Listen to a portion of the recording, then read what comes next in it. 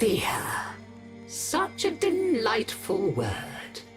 It teaches us to beware the dark and all the things within it that go snippety-snap, eager to rend your innards from your belly to stuff their own hungry guts.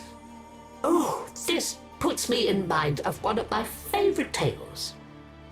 For there is one legend, older than all the rest, one that as civility beat back the wild as centuries turned into millennia, has evolved along with us. The fear of fangs, of shadows, of teeth that flash in the dark. The story of a wolf waiting in the shadows, ready to rip out our throats. It was on one fateful Naberus night that a hapless Grineer soldier discovered that one should not wander off into the deep woods alone. For alone you may not be. A howl split the darkness that sent a shiver down the spine. Through all the horrors of war that this Grineer had seen in all his years, there was something about the sound. It tapped into the very thing that is born as we are born, sputtering and mewling into this uncaring world. Fear. He was alone. He was being hunted. And he was afraid. Into the night the Grineer soldier ran, over stump and through darkened glade, with the sound of the beast growing closer, louder, howling, jaw slather snapping, a misplaced foot, an ill-timed step, and the ground came rushing up to meet him. Rolling onto his back, he sought to defend himself, but last, catching sight of his pursuer, primal terror had come for him. A twisted shape, bulbous, stinking, fetid, jaws drooling with ooze and ire. An infected Kubradon. Lifting his marelock, his shaking hand took aim. Bang!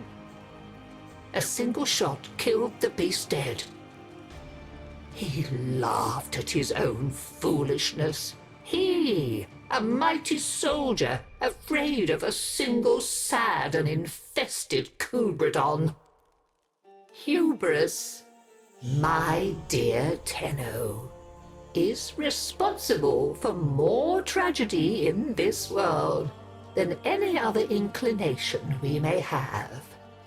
Remember that, and someday it may save you. For notice he did not that the slain beast's family had encircled him.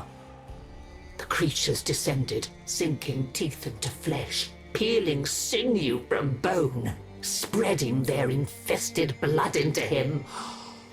How he screamed, fighting off the monsters as best he could. Fists pounded into fur as he fought like the beasts around him. It was all he had left. One heartbeat would be all that could spare him from the grave. In the end, he survived, torn and shredded, bleeding and bitten, but alive. He thought that his arduous saga had come to an end, until he heard that dreadful howl once more. Though, this time, it came from him. Flesh twisting, bones snapping, the noises that left his agonized form were bestial, wild, feral.